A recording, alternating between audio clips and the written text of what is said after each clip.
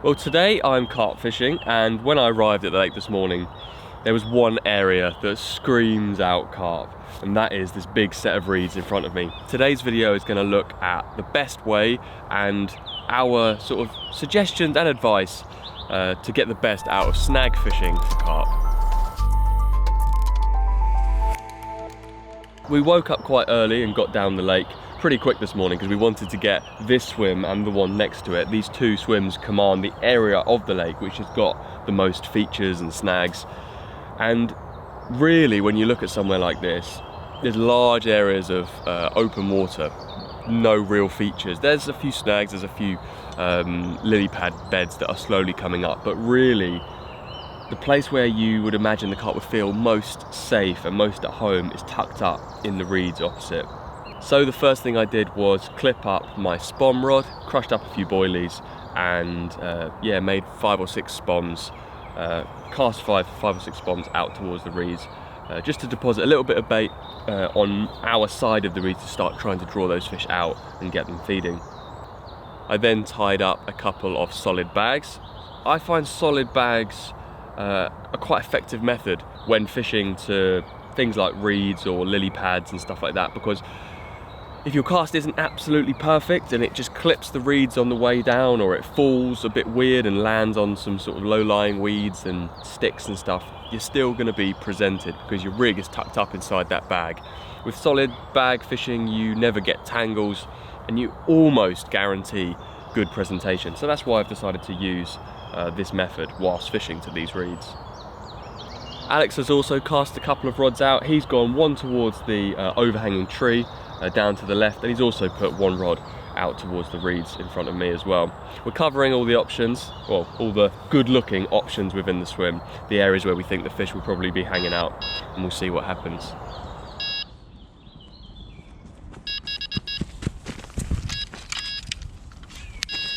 I thought it was going to be your rods that were going to go. They were so tight to those reeds. No, this was to the tree, wasn't it? Yeah, this was to the fallen tree on the far side, which does also look pretty good. He's come straight out. I had the clutch quite tight, and with the system we had set up with the bivvy peg stuck in the ground to stop the rod from moving, only a little bit of line was pulled. So the fish didn't end up getting into that tree, which is exactly what we wanted.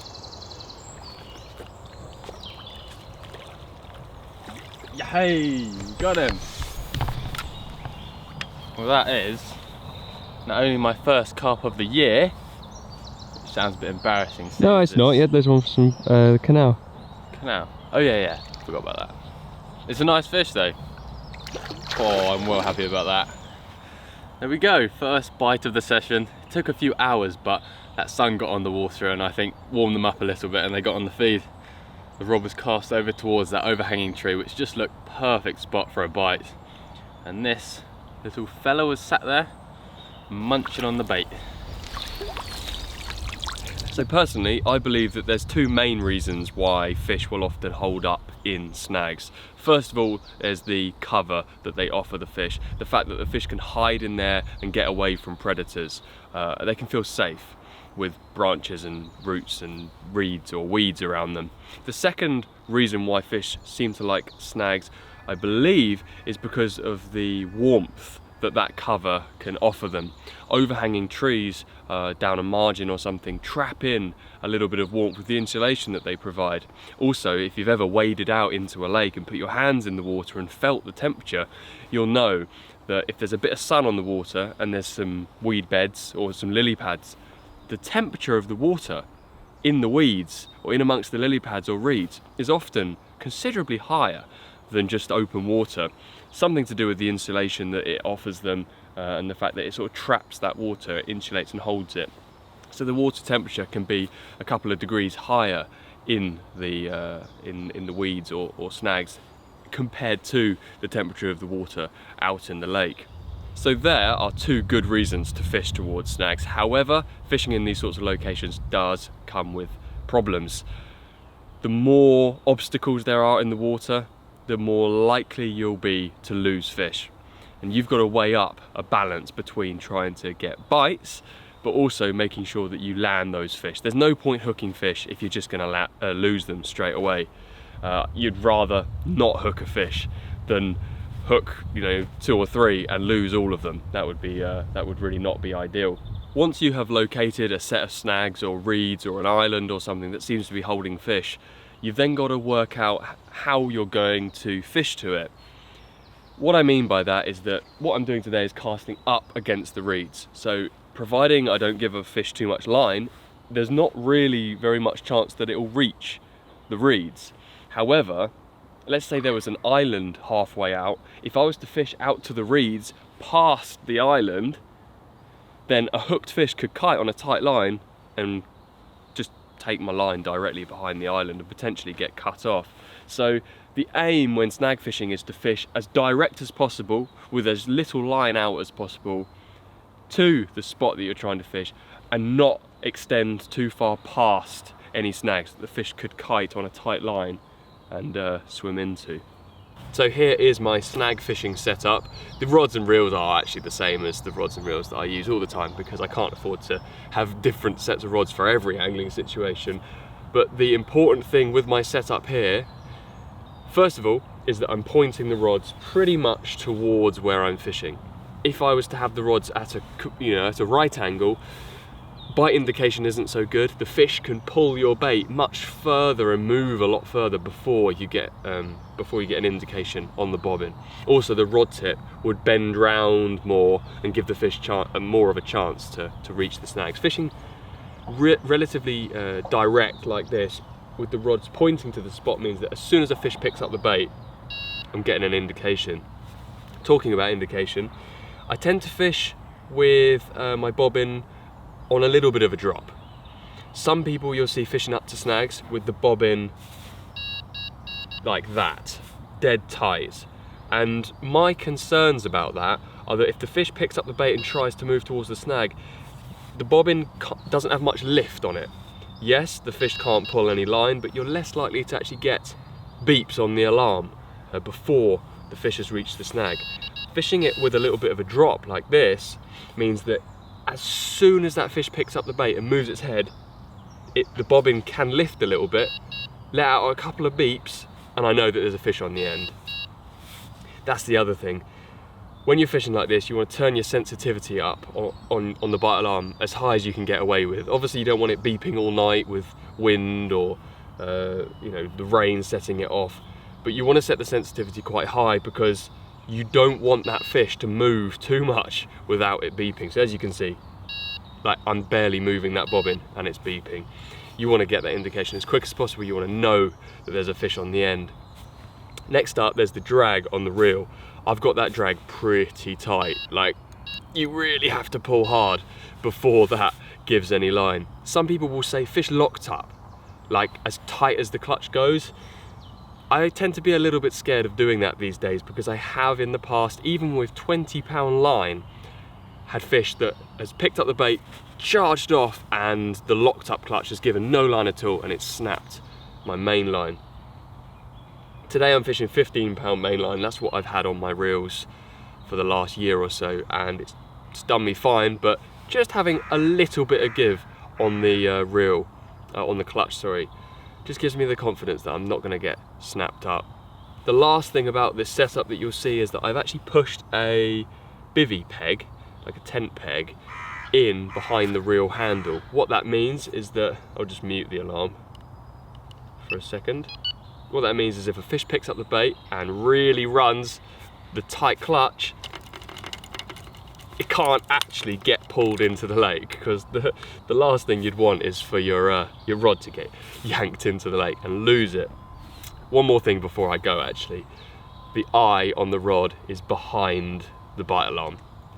See a lot of people fishing with the eye in front, and that's fine as long as your setup is solid, as long as you've got something, gripping the rod butt. But for a bit of security, I like to have the eye behind the bite alarm. So once again, when that fish really pulls, the rod can't go anywhere. It's trapped behind the bite alarm. The reel is trapped behind that peg. The rod can't get pulled in.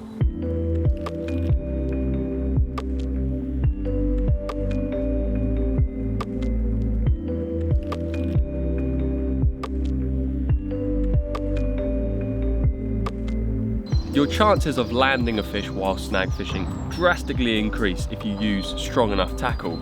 Now when I'm talking about strong tackle, I'm talking about 15-pound main line as a minimum. Monofilament is good, in my opinion, for fishing on snaggy waters.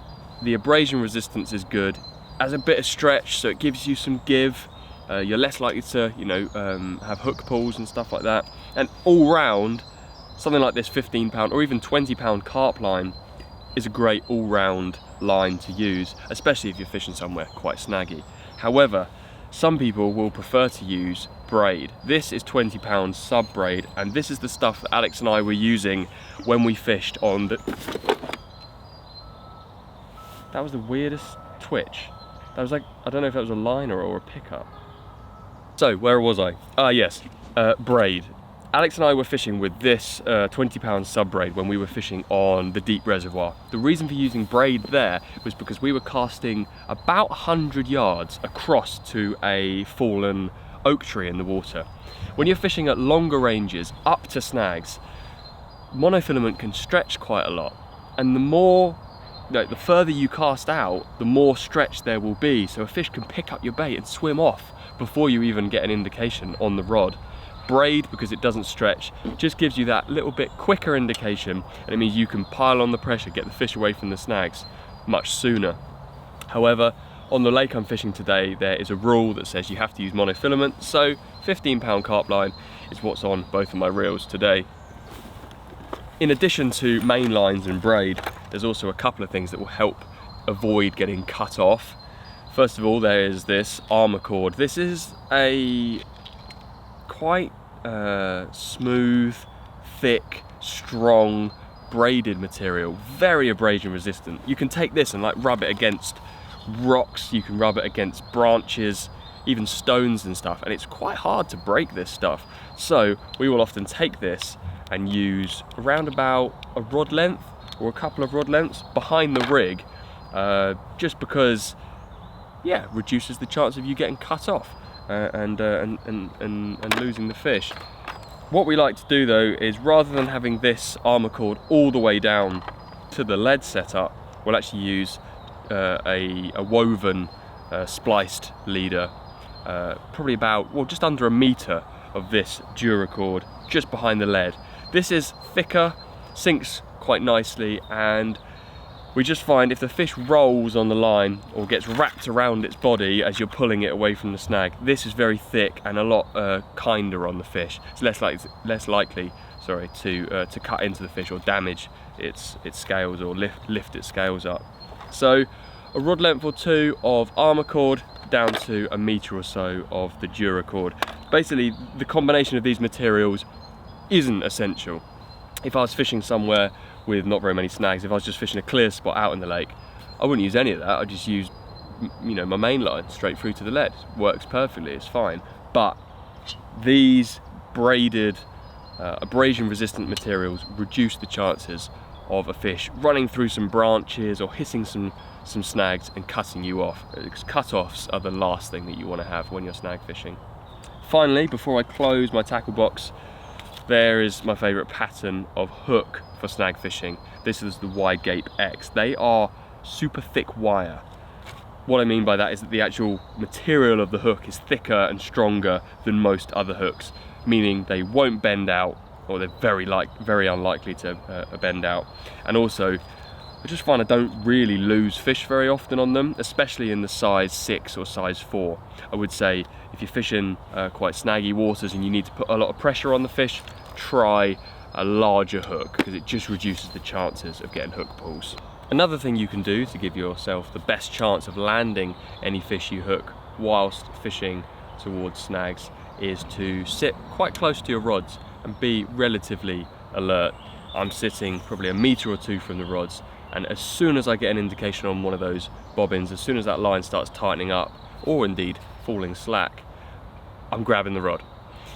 Once you've actually picked up the rod, put a solid bend in it, and then rather than trying to reel the fish in conventionally, like pumping it down, bring the rod back, pumping it down like that, we'd actually advise, when fishing to snags like this, pick up the rod and walk backwards.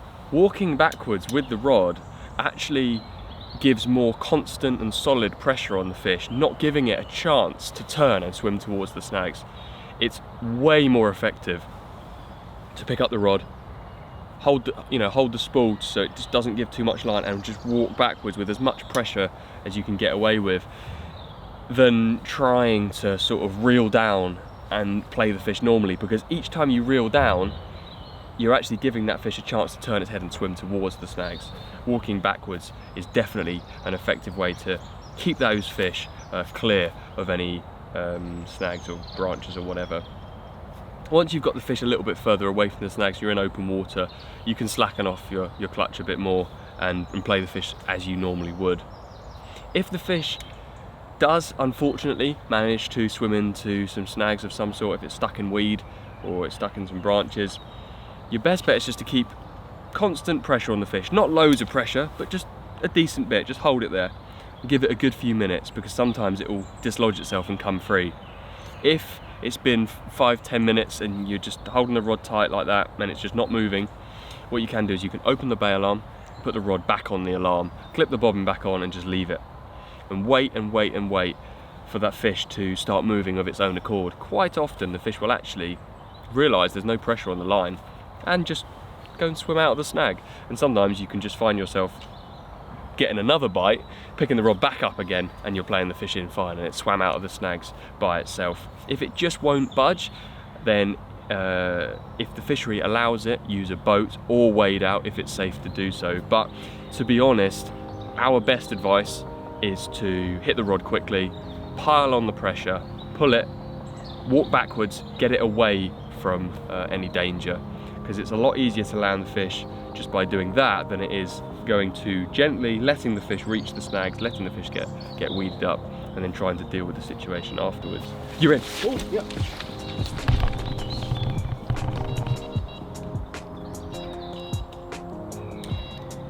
He's got it, and as you can see, he's walked back a little bit with it, and it's coming out of the snags, I think.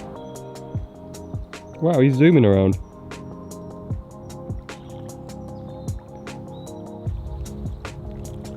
Hey, number 2.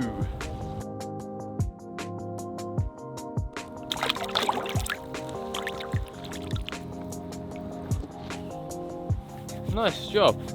Nice job. Nice job, Alex. What's gone wrong, Carl? What's going on? I can't catch a thing, man. Thought we put you in the better spot next to those Reeds. To be honest, that rod was cast towards the reeds. Yeah, you're kind of fishing in my water, to be honest. You're casting straight where... Yeah, it's a little bit disrespectful, actually. That's my water, that's your water over here. You're casting... Excuses, excuses, excuses. Well, sadly, I didn't manage to catch anything for the camera today. Lucky I brought my little brother along to show you guys how effective snag fishing can be, providing you do it safely and give yourself the best chance of landing what you hook. For more fishing tutorial videos, don't forget to subscribe to our channel, because we post videos like this to help you guys catch more fish. We post them every... what day do we post videos again? Saturday. So yeah, click subscribe. See ya.